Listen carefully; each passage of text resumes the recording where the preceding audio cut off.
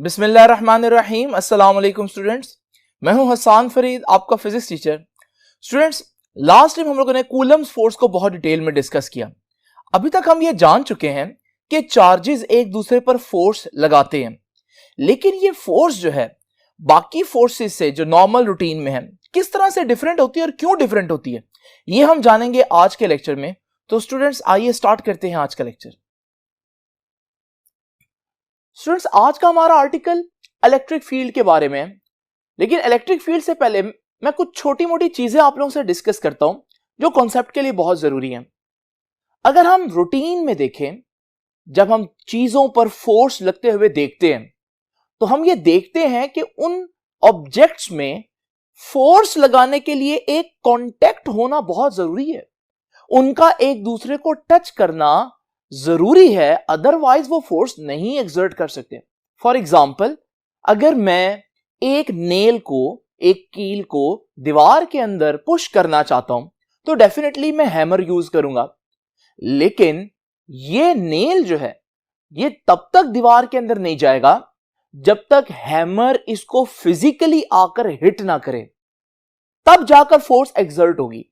इसका मतलब फोर्स को एक्सर्ट करने के लिए हैमर और उस नेल का यानी कि कील का एक फिजिकल कांटेक्ट होना जरूरी है। ऐसी फोर्सेस जिनमें जब तक बॉडीज आपस में फिजिकली कांटेक्ट में ना आए तब तक फोर्स ना लगे, या दूसरे अल्फाज में फोर्स लगने के लिए बॉडीज का फिजिकली कांटेक्ट में आना जरूरी है, ऐसी फोर्सेस को बोलते हैं कांटेक्ट फोर्सेस। डेली बेसिस पर जब हम देखते हैं ज्यादातर फोर्सेस हमें यही नजर आती हैं और हम यही समझते हैं कि शायद फोर्सेस बस कांटेक्ट फोर्सेस ही होती हैं।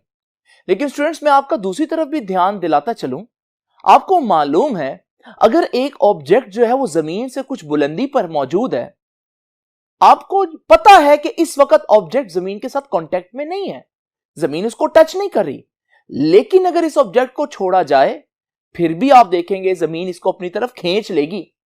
इसका मतलब ये अभी जमीन को टच नहीं कर रहा था, फिर भी जमीन इसको किसी तरह से अट्रैक्ट करने के काबिल है, जमीन की फोर्स उस तक पहुंच रही है हालांकि जमीन उसके साथ कांटेक्ट में नहीं है। ऐसी फोर्स को बोलते हैं नॉन कांटेक्ट फोर्स, यानी कि ग्रेविटी का आप पर फोर्स लगाने के लिए आपका ग्रेविटी के साथ कांटेक्ट में होना जरूरी नहीं है, आप दूर भी होंगे फिर भी ग्रेविटी आपको अट्रैक्ट कर लेगी। चांद और जमीन की एग्जांपल आपके सामने, अगर चांद जो है वो जमीन के गिर्द घूम रहा है, हालांकि चांद जमीन को टच नहीं कर रहा, लेकिन फिर भी इतनी दूर से भी जमीन चांद तक अपनी फोर्स यानी कि ग्रेविटेशनल फोर्स जो है वो पहुंचा रही है। और इसकी एग्जांपल अगर हम देखें तो बचपन में आप लोगों ने देखा होगा कि अगर हमारे पास दो मैग्नेट्स हो और आप एक मैग्नेट को दूसरे मैग्नेट के नॉर्थ के करीब लेकर आए, तो आप देखेंगे अभी मैग्नेट्स ने एक दूसरे को टच नहीं किया होता कि दूसरा मैग्नेट जो है वो फोर्स को पहले ही फील कर लेता है। यहां पर भी आपने देखा कि एक मैग्नेट ने दूसरे मैग्नेट पर फोर्स लगा ली, लेकिन कांटेक्ट तो नहीं हुआ, उन्होंने आपस में टच किए बगैर फोर्स ट्रांसफर किए। ये जो मैग्नेटिक फोर्स है बिल्कुल ग्रेविटेशनल फोर्स की तरह, ये भी एक नॉन कांटेक्ट फोर्स है, ये भी एक ऐसी फोर्स है जिसके लिए कांटेक्ट होना जरूरी नहीं है।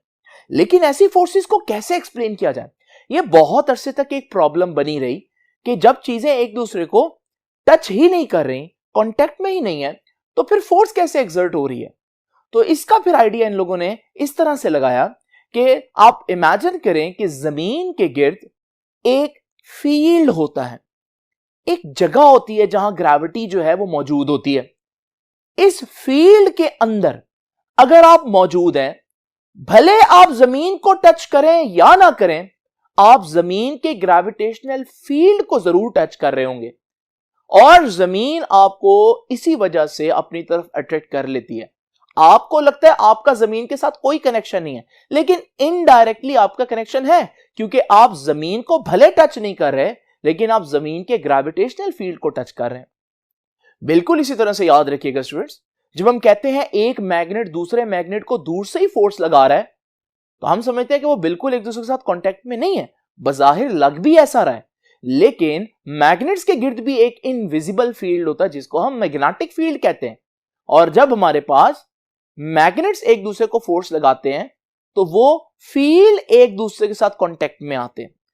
तो क्योंकि फील्ड हमें नजर नहीं आते इसलिए हम समझते हैं किसी किस्म का कोई कांटेक्ट नहीं है, लेकिन अगर आप उनके गिर्द एक फील्ड इमेजिन करें तो फिर आपको पता चलेगा कि फोर्स लगाने के लिए फील्ड्स एक दूसरे के साथ कांटेक्ट में आने चाहिए, ना कि बॉडीज। अब जरा देखिए, ये तो होगी पुरानी कुछ बातें। हम इस चीज को क्यों डिस्कस कर रहे हैं? क्योंकि हम प्रीवियस लेक्चर में कूलम्स फोर्स को पढ़ के आए। हम लोगों ने देखा कि एक पॉजिटिव चार्ज अगर एक दूसरे पॉजिटिव चार्ज के करीब लाया जाए तो वो भी दूर से ही एक दूसरे पर फोर्स एक्सर्ट कर देते हैं। तो यहां पर भी आप देख रहे हैं ये एक नॉन कॉन्टैक्ट फोर्स हुई, यानी कि चार्जेस का एक दूसरे पर फोर्स लगाने के लिए एक दूसरे को टच करना हरगिज जरूरी नहीं है। लेकिन फिर ये कैसे एक दूसरे पर फोर्स लगा सकते हैं विदाउट टचिंग ईच अदर? तो उसकी एक्सप्लेनेशन भी बिल्कुल वैसे ही देंगे कि चार्जेस के गिर्द भी इसका मतलब कोई एक फील्ड एग्जिस्ट करता है जो हमें दिखाई नहीं देता। जब चार्जेस एक दूसरे को रिपेल करते हैं तो हमें तो चार्जेस नजर आ रहे हैं, चार्जेस आपस में कांटेक्ट में नहीं है, लेकिन वो जो फील्ड्स हैं वो एक दूसरे के साथ कांटेक्ट में आ गए हैं, जिसकी वजह से वो चार्जेस एक दूसरे को रिपेल करने में कामयाब हो जाते हैं। तो स्टूडेंट्स, यानी कि हम यहां पर भी वही ग्रेविटी वाला सॉल्यूशन, वही मैग्नेट्स वाला सॉल्यूशन अप्लाई करेंगे और हम कहेंगे कि हर चार्ज के गिर्द एक फील्ड होता है, एक ऐसी जगह होती है जिसके अंदर अगर कोई दूसरा चार्ज आ जाए तो उसको रिपल्शन या अट्रैक्शन का सामना करना पड़ेगा, चाहे वो चार्ज को टच हो या ना हो। फील्ड में आ जाए तो वो फोर्स का सामना करना पड़ेगा उसको। तो स्टूडेंट्स, ये है इलेक्ट्रिक फील्ड। जिस तरह ग्रेविटेशनल फील्ड है मैसेज के गिर्द, मैग्नेटिक फील्ड है मैग्नेट्स के गिर्द, बिल्कुल इस तरह से जो चार्ज के गिर्द जो फील्ड होती है उसे हम बोलते हैं इलेक्ट्रिक फील्ड। तो आइए जरा देखते हैं इसकी डेफिनेशन फिर किस तरह से करेंगे हम। तो what is an electric field? An electric field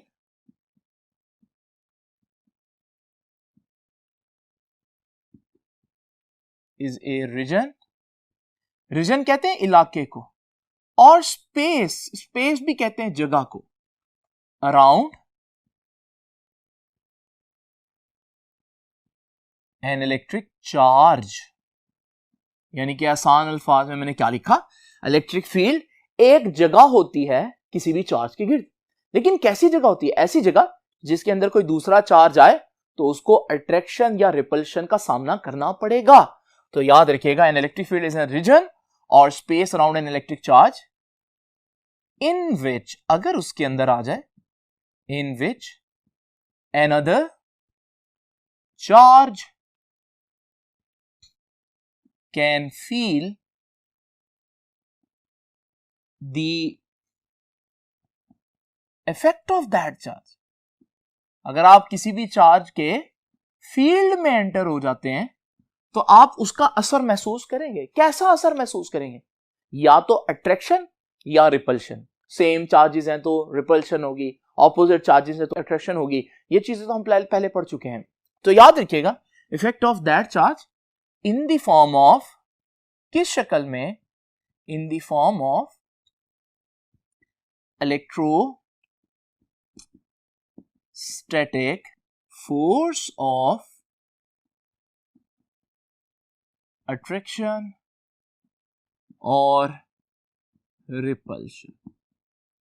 ये है हमारे पास इलेक्ट्रिक फील्ड की definition. Now students, electric field जो है, ये कॉन्सेप्ट जो है, ये किसने दिया था? चार्जेस के केस में ये कॉन्सेप्ट माइकल फैराडे ने दिया था। याद रखिएगा, ग्रेविटी की केस में ये किसी और ने दिया था, न्यूटन ने दिया था। तो इसी तरह से चार्जेस के केस में किसने कहा था कि चार्जेस के गिर्द एक फील्ड होता है, एक इनविजिबल फील्ड होता है जिसको हम नहीं देख पाते? ये बात कही थी माइकल फैराडे ने, और ये आपकी बुक ने यहां पर मेंशन भी किया। तो मैं इसको नहीं लिख रहा, बस आप लोगों ने याद रखना है कि ये माइकल फैराडे का कॉन्सेप्ट था। स्टूडेंट्स, मैं यहां पर डिस्कस करूंगा अब आप लोगों के साथ इस इलेक्ट्रिक फील्ड की कुछ बहुत इंपॉर्टेंट प्रॉपर्टीज जो आप लोगों ने हमेशा जहन में रखनी है। अब वो क्या प्रॉपर्टीज हैं? उनमें से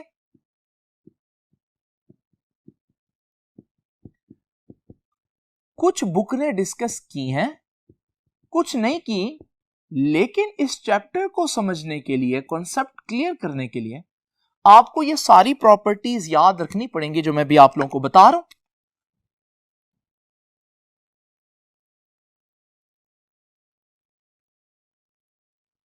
तो स्टूडेंट्स देखते हैं कि वो कौन सी प्रॉपर्टीज हैं।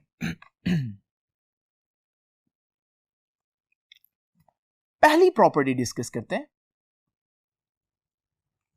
देखिए, माइकल फैराडे ने यह तो बता दिया कि जब भी कोई चार्ज होगा उसके गिर्द एक फील्ड होगा, मगर अगर आप उससे यह पूछें कि यह फील्ड क्यों होगा, एक चार्ज अपने गिर्द एक फील्ड क्यों क्रिएट करता है, इस बात की वजह माइकल फैराडे को नहीं मालूम थी। यानी कि एक फैक्ट हमें पता है, यह हमारी ऑब्जर्वेशन है कि किसी भी चार्ज के गिर्द एक फील्ड होता है, लेकिन वो क्यों होता है इसकी वजह हमें नहीं मालूम। ऐसी प्रॉपर्टी जिसका हमें पता तो है कि वो एग्जिस्ट करती है, लेकिन उसकी वजह ना पता हो कि क्यों एग्जिस्ट करती है, उसे हम बोलते हैं ये एक इंट्रिंसिक प्रॉपर्टी है। इंट्रिंसिक प्रॉपर्टी है कि बस आपने ये मान लिया है कि ये प्रॉपर्टी एग्जिस्ट करती है, लेकिन आपको वजह नहीं पता। बिल्कुल जैसे ग्रेविटेशनल फील्ड एक इंट्रिंसिक प्रॉपर्टी है, यानी हर मैस दूसरे मैस को अट्रैक्ट करेगा, न्यूटन ने बोला, लेकिन क्यों करेगा, इसकी क्या वजह है, बस ये कायनात में उनके बिहेवियर में अल्लाह ताला ने पहले ही लिख दिया था। बिल्कुल इसी तरह से कायनात के वजूद में आने से पहले अल्लाह ताला ने यह फैसला कर लिया था कि चार्जेस एक दूसरे को अट्रैक्ट या रिपेल करेंगे, तो उसकी वजह जो है वो हमें नहीं मालूम। बस ये फैक्ट हमें जरूर मालूम है कि चार्जेस के दरमियान में एक फोर्स जरूर एग्जिस्ट करती है, लेकिन क्यों करती है वी डोंट नो। तो ये इलेक्ट्रिक फील्ड क्यों है एक चार्ज के गिर्द, ये हमें मालूम नहीं है। तो याद रखिएगा स्टूडेंट्स, इलेक्ट्रिक फील्ड कैसी प्रॉपर्टी है जी, electric field is an intrinsic property.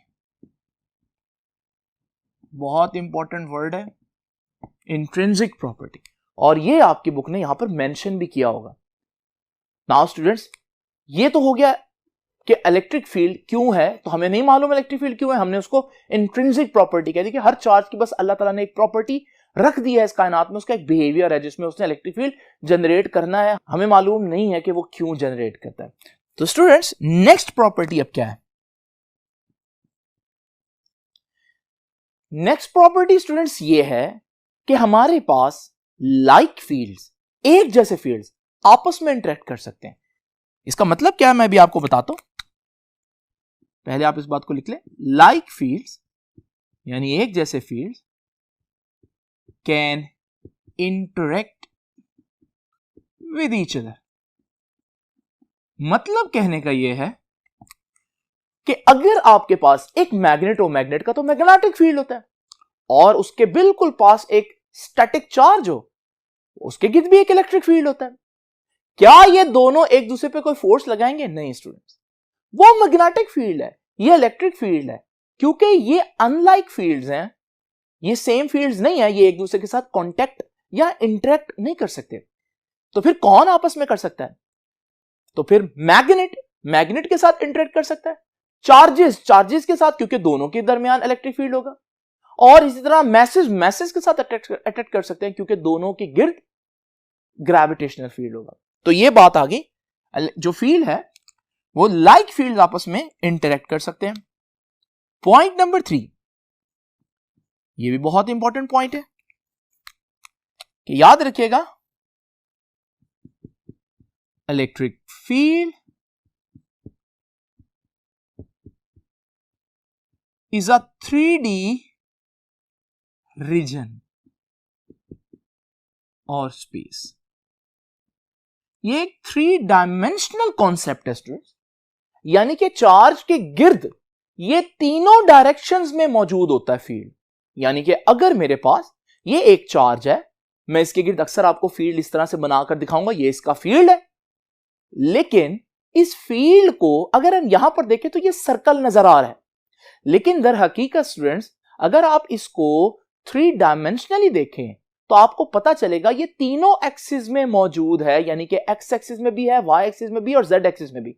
तो ये जो सर्कल नजर आता है दर हकीकत ये एक स्फीयर है अगर आप इसको घुमाकर देखें, यानी कि चार्ज के गिर्द ये जो फील्ड है ये हर डायरेक्शन में मौजूद होता है, हर डायरेक्शन में प्रोड्यूस किया जाता है चार्ज की तरफ से। उसके बाद स्टूडेंट्स नेक्स्ट पॉइंट मैं बता दूं, लेकिन उससे पहले फिर बता दूं कि ये 3D जो है, किसी भी चीज जो 3D होती है उसको व्हाइट बोर्ड के ऊपर बनाया नहीं जा सकता, क्योंकि व्हाइट बोर्ड तो खुद एक 2D प्लेन है। इस वजह से अक्सर आप लोगों को जब इलेक्ट्रिक फील्ड बनाकर दिखाऊंगा तो वो सर्कल बनाऊंगा, लेकिन उससे मतलब मेरा सर्कल नहीं होगा, क्योंकि अगर आप वैसे देखेंगे 3D में तो वो एक स्फीयर होगा। तो ये 3D कॉन्सेप्ट है। अब नेक्स्ट कॉन्सेप्ट हमारे पास क्या है, याद रखिएगा, electric field never ends. Electric field कहीं खत्म नहीं होता। आप कहेंगे सर अभी आपने ये चार्ज बनाया और इसके गिर्द ये इलेक्ट्रिक फील्ड बनाया, तो ये जो आप हाईलाइट कर रहे हैं ये इलेक्ट्रिक फील्ड की बाउंड्री नहीं है। स्टूडेंट्स याद रखिएगा, क्योंकि मेरे पास लिमिटेड स्पेस है तो मुझे तो उसको कहीं ना कहीं खत्म करना है, लेकिन रियलिटी में अगर आप देखेंगे तो ये बाउंड्री कहीं भी एग्जिस्ट नहीं करती। फील्ड जो है वो इनफाइनाइट डिस्टेंस तक भी आपको मिलेगा। वो और बात है उसकी पावर या उसकी इंटेंसिटी उतनी ना हो, वो उसको मैं अभी डिस्कस करूंगा नेक्स्ट पॉइंट में, लेकिन ये याद रखिएगा कि ये जो फील्ड है ये इनफाइनाइट डिस्टेंस तक एग्जिस्ट करता है। यानी अगर कोई पूछे कि कहां फील्ड जीरो होगा, कहां फील्ड खत्म होगा, तो आप बताएंगे जहां डिस्टेंस इंफिनिटी हो जाएगा। मतलब यह है कि ये फील्ड कहीं भी खत्म नहीं होगा। हो सकता है इतना कम हो जाए कि आपको फील ना हो, वो अलग बात है, लेकिन एग्जिस्ट जरूर करता है ये। तो याद रखिएगा इलेक्ट्रिक फील्ड नेवर एंड्स, इसकी कोई बाउंड्रीज नहीं होती। और लास्ट पॉइंट जो कि बहुत अहमियत का हामिल है और लेक्चर को मजीद आगे लेकर चलेंगे इसी पॉइंट से, वो पॉइंट क्या कहता है स्टूडेंट्स, वो पॉइंट ये कहता है स्टूडेंट्स कि इलेक्ट्रिक फील्ड जो है वो किसी चार्ज के गिर्द एग्जिस्ट करता है, चाहे उसके करीब कोई और चार्ज हो या ना हो। ये बड़ी सिंपल सी एक बेसिक सी असम्पशन है कि इलेक्ट्रिक फील्ड, हां डिटेक्ट कब होगा इलेक्ट्रिक फील्ड, उसके लिए तो कोई दूसरा चार्ज हमें लाना पड़ेगा, लेकिन इलेक्ट्रिक फील्ड तब मौजूद होगा जब एक चार्ज मौजूद हो, उसके इर्द गिर्द कोई और चार्ज उसके अफेक्ट को फील करने के लिए हो या ना हो, इससे हमें गर्ज नहीं है। चार्ज अगर मौजूद है तो उसका फील्ड भी मौजूद होगा। तो याद रखिएगा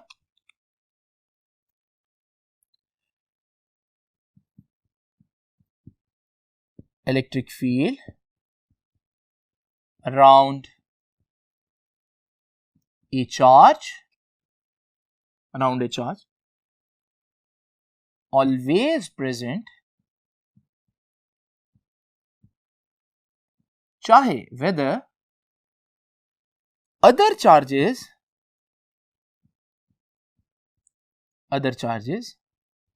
are present or not। याद रखिएगा एक अकेला चार्ज भी अगर मौजूद है तो उसके गिर्द फील्ड होगा, चाहे दूसरे चार्जेस हैं या नहीं। लेकिन आपको मालूम है अगर हमने उसके फील्ड को डिटेक्ट करना है तो फील्ड को डिटेक्ट जो है वो कोई और चार्ज आकर ही करेगा, कोई और चार्ज आकर ही बताएगा ना कि भाई इसके गिर्द फील्ड है, क्योंकि जब मैं इसके पास आया तो मुझे फोर्स लगी।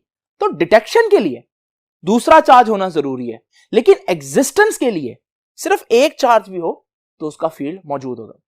अब मैं आगे यही डिस्कस करूंगा ये जो इलेक्ट्रिक फील्ड है किसी भी चार्ज के गिर्द, इसको डिटेक्ट कैसे करना है। आइए जरा देखते हैं स्टूडेंट्स, लेकिन उससे पहले मैं आपको बता दूं ये वाली बात भी आपकी बुक ने यहां पर मेंशन की है क्लियर वर्ड्स में। तो आप लोग देख रहे हैं कि बुक में काफी चीजें बिखरी हुई नजर आ रही हैं, जिनको मैं इकट्ठा करके एक टॉपिक की शक्ल आप लोगों के सामने दे रहा हूं। अब जरा देखते हैं कि इस फील्ड को डिटेक्ट कैसे करना है स्टूडेंट्स।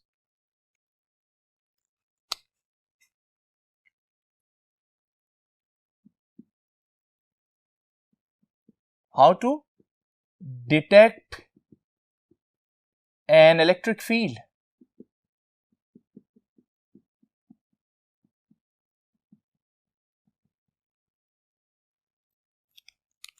अब याद रखिएगा जैसे कि मैंने बताया कि इलेक्ट्रिक फील्ड तब तक डिटेक्ट नहीं होगा जब तक कि कोई और चार्ज आप उसके करीब लेकर ना जाएं।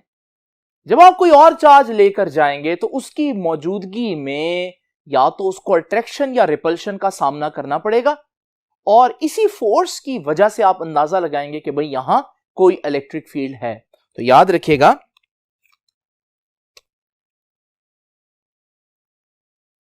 प्रेजेंस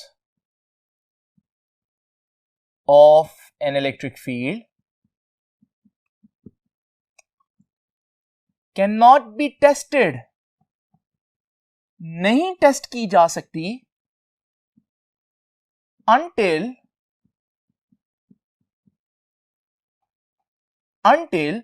another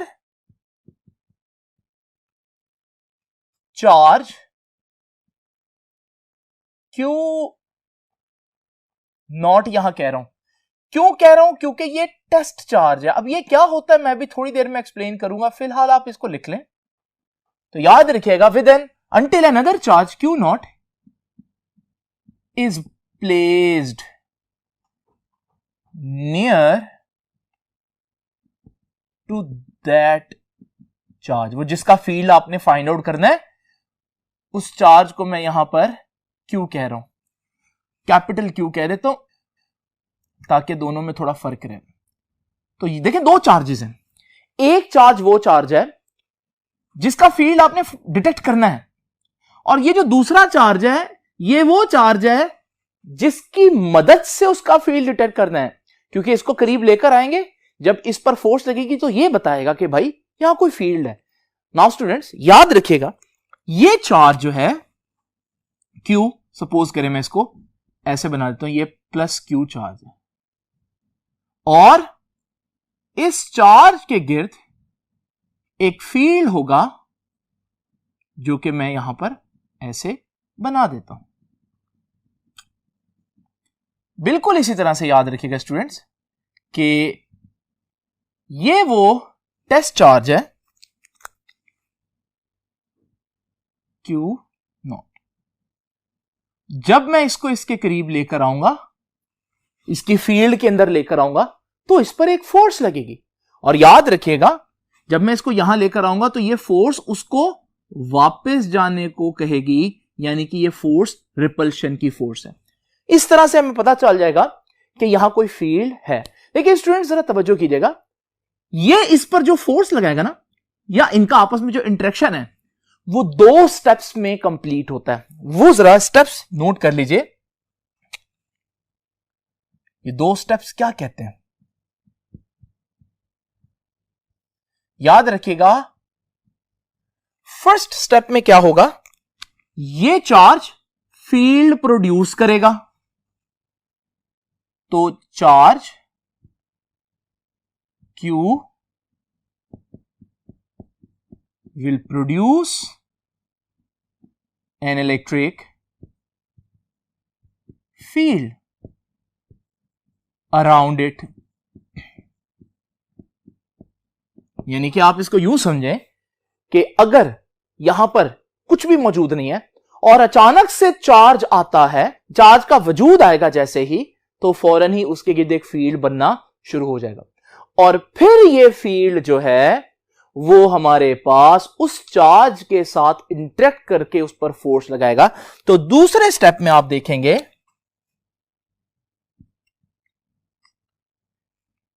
कि जो दूसरा चार्ज है, charge Q not,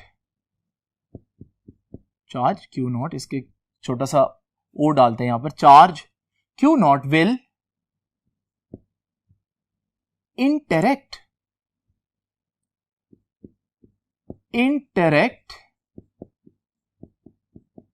with the field of charge Q। तो पहले स्टेप में इसने फील्ड प्रोड्यूस किया, और जैसे इसका फील्ड इसको टच करेगा तो वो उस पर एक फोर्स लगाएगा, फिर ये इंटरेक्शन होगा। तो ये याद रखिएगा, जो इंटरेक्शन है ये दो स्टेप्स में कंप्लीट होता है, और ये दोनों स्टेप्स जो हैं यहां पर आपकी बुक ने भी डिस्कस किए हैं बड़े ही छुपा के, तो मैंने अलग करके आप लोगों के सामने लिख दिया, क्योंकि शॉर्ट क्वेश्चन में अगर ये पूछे तो अक्सर बच्चों को पता ही नहीं होता कि ये चीज बुक में इवन मौजूद भी है या नहीं। नाउ स्टूडेंट्स, ये तो हो गया इलेक्ट्रिक फील्ड को डिटेक्ट करना। अब हम इलेक्ट्रिक फील्ड को मेजर करेंगे। इसका क्या मतलब है, तो ये था how to detect an electric field. अब मैं आपके सामने लिखने लगा हूं, how to measure the strength of electric field। देखिए इससे मेरा मतलब है क्या, जरा तवज्जो कीजिएगा। देखिए स्टूडेंट्स, आप एक कमरे में मौजूद हैं, उस कमरे में एसी चल रहा है, पूरे कमरे में कूलिंग है। तो इसका मतलब ये जो इस एसी का कूलिंग वाला फील्ड है एक, ये तो पूरी कमरे में मौजूद है, लेकिन क्या पूरे कमरे में उस कूलिंग की जो इंटेंसिटी है क्या वो सेम है? हर जगह एक जैसी कूलिंग है? हर जगह कूलिंग का फील्ड तो मौजूद है, लेकिन क्या कूलिंग एक जैसी है? तो हम देखेंगे कि कूलिंग एक जैसी नहीं है, बल्कि एसी के करीब जो है वो कूलिंग ज्यादा होती है, और जैसे जैसे आप दूर जाते हैं एसी से दूर होने पर कूलिंग भी कम होती है। तो इसका मतलब जिस तरह से कमरे में कूलिंग यकसा नहीं होती, इसी तरह से जब किसी चार्ज के गिर्द फील्ड हो, फील्ड तो हर जगह है, लेकिन क्या उस फील्ड की स्ट्रेंथ इस पॉइंट पर और इस पॉइंट पर सेम होगी? ऐसा नहीं होगा।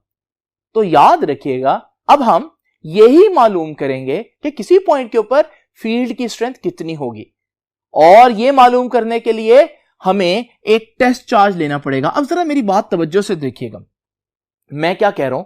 मैं कह रहा हूं कि सपोज करें इस पॉइंट पर, पॉइंट ए कह देता हूं, इस पॉइंट पर मैं देखना चाहता हूं फील्ड कितना स्ट्रांग है।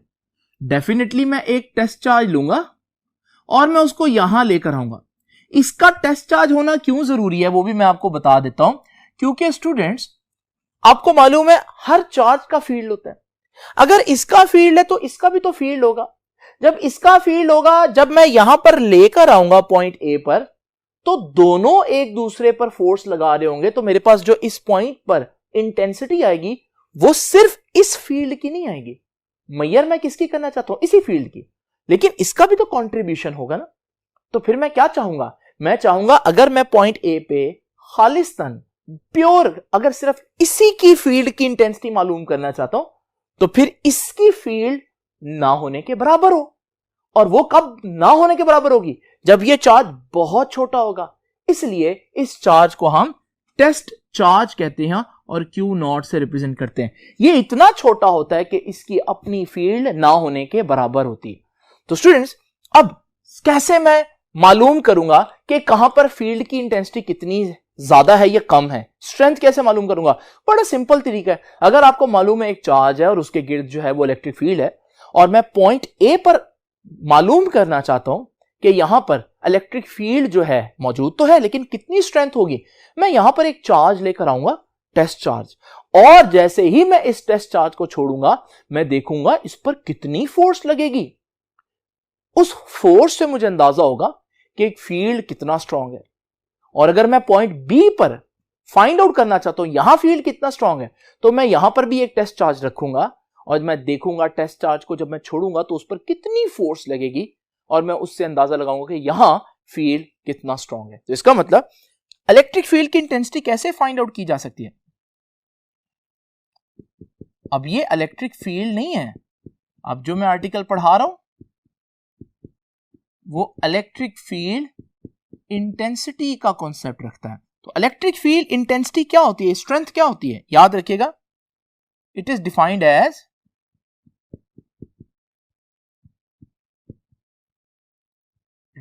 As force acting per unit charge.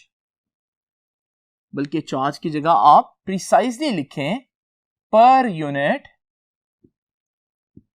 Test charge.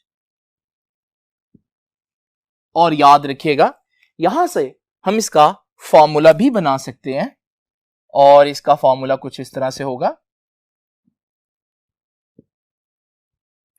कि E electric intensity is equal to F over Q not, क्योंकि मैं क्या कह रहा हूं, force per unit test charge. तो फिर फॉर्मूला तो इसी हिसाब से यही बनना चाहिए। तो अगर कहीं पर ज्यादा फोर्स लगती है तो हम कहेंगे यार यहां इंटेंसिटी बहुत ज्यादा है फील्ड की। नाउ स्टूडेंट्स जरा तवज्जो कीजिए, यहां से हम यूनिट भी फाइंड आउट कर सकते हैं इसका। आइए जरा देखते हैं यूनिट क्या है। आपको मालूम है फोर्स का यूनिट क्या होता है? फोर्स का यूनिट होता है न्यूटन। नीचे है चार्ज, चार्ज का यूनिट क्या होता है? कूलम।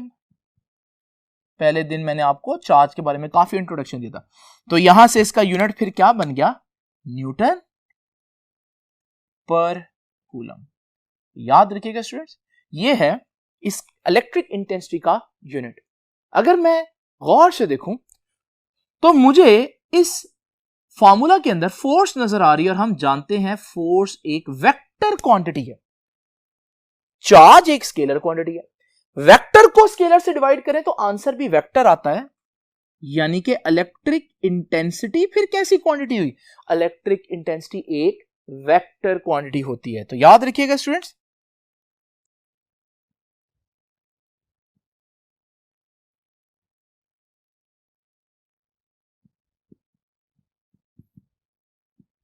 तो क्वांटिटी जी कैसी हुई जी? वजह भी आपने लिखनी है, as force is a vector, hence उसी वजह से इलेक्ट्रिक फील्ड यानी E is also a vector. तो याद रखिएगा इलेक्ट्रिक फील्ड कैसी क्वांटिटी है जी? एक वेक्टर क्वांटिटी। नाउ स्टूडेंट्स, अगर ये वेक्टर क्वांटिटी है, हर वेक्टर में एक खास बात होती है, और वो क्या होती है? डायरेक्शन। तो अगर इलेक्ट्रिक फील्ड एक वेक्टर क्वांटिटी है, इलेक्ट्रिक फील्ड इंटेंसिटी एक वेक्टर क्वांटिटी है, तो इसकी भी कोई ना कोई डायरेक्शन तो होगी। याद रखिएगा students,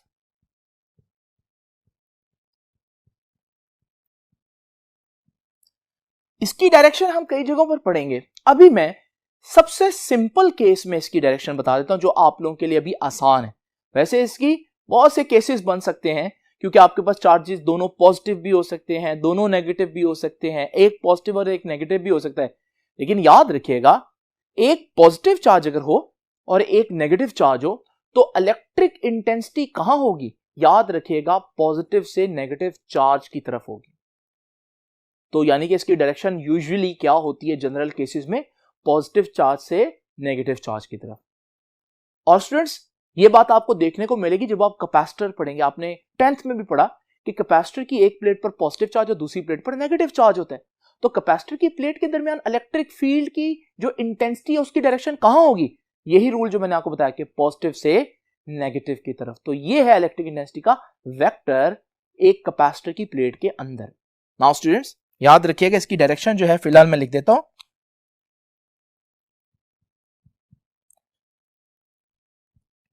It is usually directed from positive charge,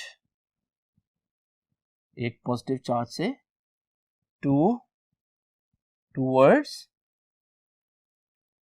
a negative charge, एक पॉजिटिव चार्ज से नेगेटिव चार्ज की तरफ जो है वो इसकी डायरेक्शन होगी।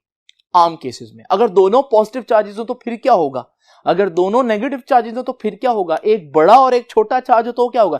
ये सारी चीजें जो है वो बाद के डिस्कस करने वाली हैं। अभी मैंने आपको एक सिंपल डायरेक्शन बता दी ताकि आपको थोड़ा आइडिया हो कि इलेक्ट्रिक इंटेंसिटी को वेक्टर के तौर पर आपने कैसे इमेजिन करना है। नाउ स्टूडेंट्स, जरा तवज्जो कीजिएगा। अब मैं इस फॉर्मूले को थोड़ा सा मजीद आगे लेकर चलूंगा, तो ये फॉर्मूला जरा ध्यान से देखिए। मैं देता हूं नेक्स्ट हेडिंग, तो देखते हैं उसमें अब हम लोग क्या सीखेंगे।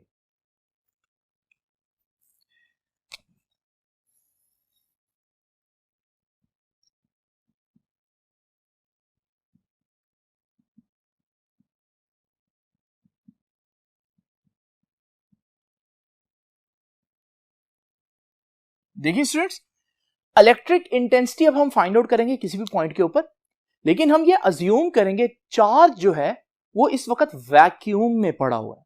तो जरा तवज्जो कीजिए, हमारे पास ये तो हम फार्मूला पढ़ चुके हैं कि E is equal to F over Q, लेकिन क्यू नॉट। लेकिन आपको मालूम है मैं वैक्यूम की बात करूं तो इधर फोर्स कौन सी आएगी? इधर आएगी फोर्स वैक्यूम वाली फोर्स। और स्टूडेंट्स याद रखिएगा, वैक्यूम में कितनी फोर्स होती है ये मैं आपको पहले भी बता चुका हूं, कूलम्स फोर्स जब हमने पढ़ी थी। वैक्यूम में जो फोर्स होती है वो होती है 1/4 pi epsilon not Q1 Q2 over R square. ये कूलम्स लॉ था जो मैंने पहले भी पढ़ाया। लेकिन आपको मालूम है यहां जो मैंने चार्जेस को नाम दिया वो Q1 Q2 नहीं, बल्कि एक को कैपिटल Q और एक को स्मॉल Q नॉट। तो Q1 Q2 की जगह अगर मैं कैपिटल Q और Q नॉट लिख दूं तो ये गलत नहीं होगा। नाउ स्टूडेंट्स, ये वैल्यू मैं ऊपर पुट कर देता हूं। थोड़ी देर के लिए हम इलेक्ट्रिक इंटेंसिटी को वेक्टर की बजाय सिर्फ उसके मैग्नीट्यूड को फोकस करते हैं, फिर मैं वेक्टर बताता हूं कैसे बनाना है।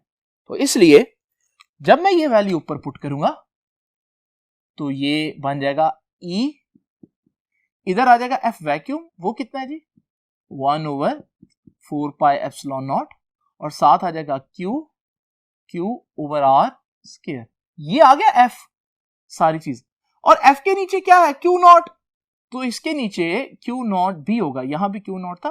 तो अब जरा देखिए स्टूडेंट्स, आप देख रहे हैं कि एक Q नॉट से कैंसिल हो जाएगा, तो मेरे पास बाकी क्या रह गया, बाकी रह गया जी 1/4πε0, और यहां रह गया Q नॉट तो कैंसिल हो गया, डिवाइडेड बाय R स्क्वायर। ये है वो फॉर्मूला जिसको मैं आपके सामने अलग करके लिखने लगा हूं कि 1/4πε0 Q/R स्क्वायर। स्टूडेंट्स, आप लोगों ने देखा कि इलेक्ट्रिक इंटेंसिटी और जो कूलम्स का फॉर्मूला उनमें फर्क क्या है। कूलम के फॉर्मूला में यहां पर 2 Q आते थे, जबकि इलेक्ट्रिक इंटेंसिटी में सिर्फ और सिर्फ एक Q आ रहा है। तो ये बहुत इंपॉर्टेंट बात है। और वो कौन सा Q आ रहा है, इस फॉर्मूले में वो Q आ रहा है जिसका फील्ड फाइंड आउट करना है, यानी इसका चार्ज। और जो पहले हम लोगों ने फॉर्मूला पढ़ा E = F/Q0, उसमें कौन सा Q है, उसमें टेस्ट चार्ज। तो आप लोगों ने कौन सा फॉर्मूला इस्तेमाल करना है डिपेंड करता है कि आपको जो वैल्यूज दी हैं वो कौन सी दी हैं। अगर आपको Q0 दिया हुआ है तो ये वाला फॉर्मूला, और अगर आपको कैपिटल Q दिया हुआ है तो फिर आप ये वाला फॉर्मूला यूज करेंगे। बहुत इंपॉर्टेंट नोट करने वाली बात क्या है कि हमने देखा E जो है वो भी डिस्टेंस के स्क्वायर के इनवर्सली प्रोपोर्शनल है, यानी आप चार्ज से जितना दूर होते जाएंगे, जितना डिस्टेंस आपका चार्ज से बढ़ता जाएगा, फील्ड की जो इंटेंसिटी है वो उतनी कम होती जाएगी। आप देखते हैं यूजुअली यही ट्रेंड हमें दिखने को मिलता है कि जब आप किसी सोर्स से दूर जाते हैं तो उसकी फील्ड जो है वो वीक होती जाती है। ग्रेविटी में भी देखा, मैग्नेट से भी दूर जाए तो उसका मैग्नेटिक फील्ड वीक होता है। बिल्कुल ऐसे ट्रेंड आपको यहां पर मिल रहा है कि इलेक्ट्रिक फील्ड का जो डिस्टेंस के साथ रिलेशन है वो एक इनवर्स रिलेशन है और स्क्वायर के साथ आ रहा है। यानी कि अगर किसी पॉइंट पर इलेक्ट्रिक इंटेंसिटी की कुछ वैल्यू है और मैं उससे डबल दूर जाकर चेक करूंगा तो इलेक्ट्रिक इंटेंसिटी की वैल्यू आधी नहीं मिलेगी बल्कि 4 गुना कम मिलेगी। यानी कि अगर आप डिस्टेंस डबल कर दें तो इलेक्ट्रिक इंटेंसिटी 4 गुना कम हो जाएगी। तो स्टूडेंट्स, ये बातें आपने एमसीक्यू के लिए याद रखनी है। ये जो फैक्ट है ना कि जितना आप दूर जा रहे हैं उतनी इलेक्ट्रिक इंटेंसिटी कम हो रही है, इसको हम एक और तरह से भी बना सकते हैं। वो इस तरह से कि इलेक्ट्रिक फील्ड को अगर मैं सिर्फ एक सर्कल बनाऊं तो इस सर्कल से आपको अंदाजा नहीं होता कि कहां फील्ड स्ट्रांग और कहां वीक है। ये तो पता चल रहा है कि कहां कहां फील्ड है, लेकिन फील्ड कहां स्ट्रांग और कहां वीक है ये नहीं पता चलता। इसकी बजाय हम एक और मेथड भी यूज करते हैं और उसमें हम क्या करते हैं कि किसी चार्ज के गिर्द बजाय सर्कल ड्रॉ करने के हम इस तरह से डॉट्स बनाकर उसकी फील्ड का आइडिया देते हैं।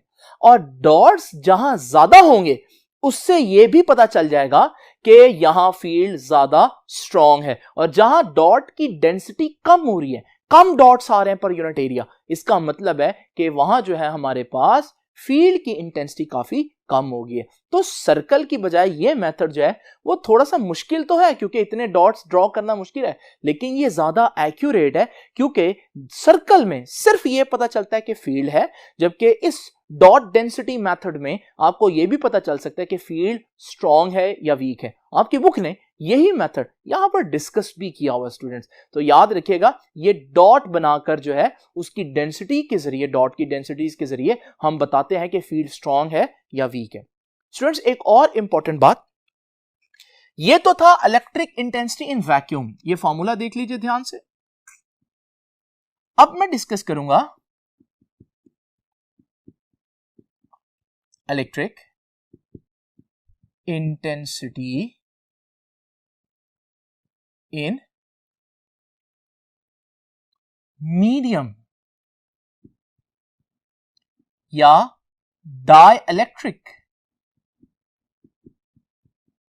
या इंसुलेटर भी कह सकते हैं। देखिए इसका मतलब मैं अभी आपको समझाता हूं। अभी तक आप लोगों ने इमेजिन किया कि एक चार्ज जो है, उस चार्ज को हम लोगों ने वैक्यूम में रखा था, लेकिन अब मैं उस चार्ज को किसी मीडियम में रखूंगा। अब आपको मालूम है, मैं अब यहां पर लंबी चौड़ी बात नहीं करूंगा क्योंकि मैं ये सारी चीज सिखा चुका हूं। जब आपने मीडियम की बात करनी है तो याद रखिएगा आपने एप्सिलॉन नॉट के साथ एप्सिलॉन आर भी लिख देना है और फिर साथ बाकी फार्मूला एज इट इज, वो ऊपर वाला फार्मूला लिखा है, लेकिन एप्सिलॉन नॉट की जगह एप्सिलॉन आर लिखा है। इस पे मैंने बहुत डिटेल में डिस्कस किया है कि इसे हम क्या बोलते हैं, रिलेटिव परमिटिविटी। Relative permittivity. अब ये एप्सिलॉन आर जो है, ये डिफरेंट चीजों की डिफरेंट वैल्यूज होती हैं इसकी। मिसाल के तौर पर ये आपको टेबल जो नजर आ रहा है, ये आपकी बुक में दिया हुआ है और इसमें डिफरेंट चीजों की रिलेटिव परमिटिविटी की वैल्यू दी हुई है। जस्ट इमेजिन करें, यहां पर पैराफिन पेपर आपको नजर आएगा। ये जो पैराफिन पेपर है, इसकी एप्सिलॉन आर की वैल्यू देख रहे हैं 2 है। अब इसका मतलब क्या है? इसका मतलब है कि अगर पैराफिन पेपर मौजूद हो तो उसी पॉइंट पर इलेक्ट्रिक इंटेंसिटी की वैल्यू हाफ हो जाएगी। तो स्टूडेंट्स याद रखिएगा, जितनी इसकी वैल्यू होगी उतने गुना इलेक्ट्रिक फील्ड उस पॉइंट पर कम हो जाएगा। तो स्टूडेंट्स ये है हमारे पास फॉर्मूला मीडियम में इलेक्ट्रिक इंटेंसिटी फाइंड आउट करनी। ये था वैक्यूम में इलेक्ट्रिक इंटेंसिटी फाइंड आउट करने के लिए। और याद रखिएगा जी, हमारे पास यहां पर कुछ चीज मैं आपको यहां पर अलहदा बता देता हूं, बुक में इसका जिक्र नहीं है। देखिए, अगर मैं इस एप्सिलॉन आर को थोड़ी देर के लिए भूल जाऊं, मिटा दूं, तो बाकी जो चीज रह गई है 1/4 पे epsilon naught q over r square, वो तो यही ऊपर वाली चीज है। यानी कि मैं लिख सकता हूं कि इस तरफ है ई मीडियम और इस एप्सिलॉन आर के अलावा बाकी सारी चीज बन रही है ई वैक्यूम।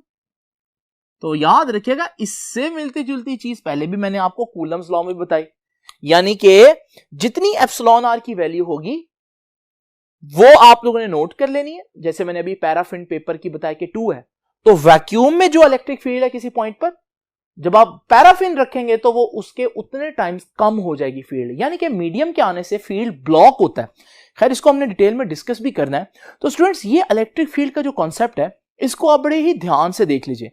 तो इलेक्ट्रिक फील्ड जो है वो एक चार्ज के गिर्द एक ऐसी जगह होती है जिसमें कोई और चार्ज उसके इफेक्ट को फील करेगा, और इस चार्ज के गिर्द जो जगह है, इसकी इंटेंसिटी कहीं कम हो सकती है, कहीं ज्यादा हो सकती है। अगर मेरे पास एक अकेला चार्ज हो तो आप याद देखिए, इस चार्ज से कुछ डिस्टेंस पर अगर यहां पर इलेक्ट्रिक फील्ड की वैल्यू सपोज करें 5 है, तो इसी डिस्टेंस पर इस पूरे स्फीयर में इलेक्ट्रिक फील्ड की वैल्यू 5 होगी।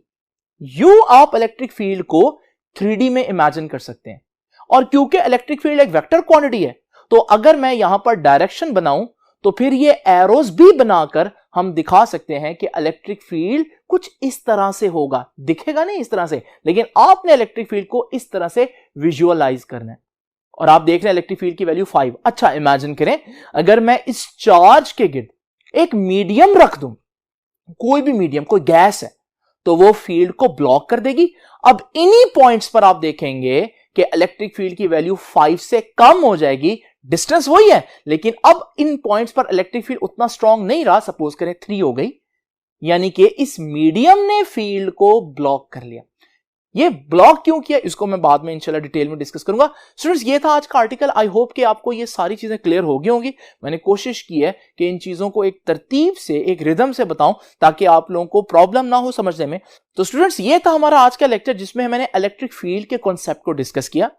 कल का हमारा लेक्चर होगा इंशाल्लाह इलेक्ट्रिक फील्ड लाइंस का। अब ये नई चीज क्या है, इसको इंशाल्लाह हम देखेंगे नेक्स्ट लेक्चर में। तब तक के लिए अल्लाह हाफिज।